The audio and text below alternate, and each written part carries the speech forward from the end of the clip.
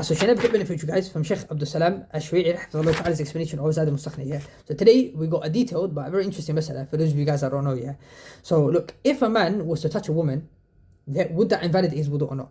Yeah, and by the way, woman according to the fuqaha is mutlaq, it's unrestricted. We're talking about any woman, old, young, before puberty, after puberty, regardless if you're mahram or not, it doesn't matter, yeah. And touching, we're talking about skin to skin contact, yeah. We're not talking about on top of clothing, or if the guy's wearing gloves, that doesn't count, yeah. Skin to skin contact. Does that invalidate the wudu or not, yeah? So we have enough narrations from the Messenger sallallahu alaihi wasallam that tells us touching woman doesn't invalidate the wudu. Yeah, so we know the famous narration of the Messenger sallallahu alaihi wasallam, because his house used to be so small, yeah, that when he used to pray at night, Aisha radiallahu anha, when she used to sleep, yeah, her leg used to be in the direction of the qibla, yeah, so he would tap her leg, she would move her leg, he would do the sajda, and she would place her leg back. Yeah? That's how cramped and small the house was, subhanallah, yeah. Also, we know that the Messenger sallallahu alaihi wasallam used to carry Umama bint Zainab.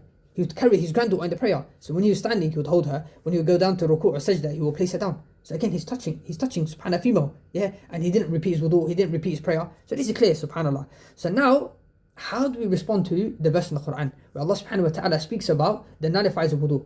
And this is one of the modes of recitation which is affirmed from the Messenger sallallahu alayhi wa sallam, yeah, أو لمستم النساء, or one of you touching women. So this is very clear, crystal clear, subhanallah. So how do we respond to that? So the Hanabila and the Malikiyah, they say that this touching is referring to shahwa, with desires. So they're restricted to desires. If a man touches a woman with desires, then it invalidates his wudu. And the Shaykh gives a reason why. وغالب الناس أنه إذا لمس امرأة لشهوة خرج منه مذي فهو ماذنة لخروج المذي. So they say the reason why is with shahwa is because the majority of the time, and let's be honest, man's weak, yeah. If a man is touching a woman, yeah, touching a woman with desires, then most likely madhi, yeah, pre-ejaculation fluid is going to come out. There's going to be some trouble downstairs, subhanallah, yeah. And that's going to invalidate his wudu anyways. So out of ihtiyat, out of caution, they say, subhanallah, if it's done with desires, then it invalidates the wudu. Yeah, you guys with me, subhanallah, yeah. But now we still have ishkal, we still got a problem here. Because Aisha radiallahu anha, she narrates, yeah, and the Nabi sallallahu alayhi wa sallam qabbala ba'da azwajihi wa lam yatawadda. The Messenger sallallahu alayhi wa sallam used to kiss some of his wives and he would go to the prayer, yeah, and he wouldn't do wudu. So how do we respond? So the Shaykh, he mentioned, look, there's two responses. Number one, that the scholars even differed on these narrations, on the authenticity of these narrations, if it's connected or if it's disconnected. The second is that they say, look, this is not even the kissing of shahwa. There's different types of kissing. This is the kissing of rahmah and compassion. Yeah, no one kisses their wife with desires before they go to the prayer. Who does that? Subhanallah. Yeah, so that's how they respond. And by the way, this is talking about the lamis, not the malmus.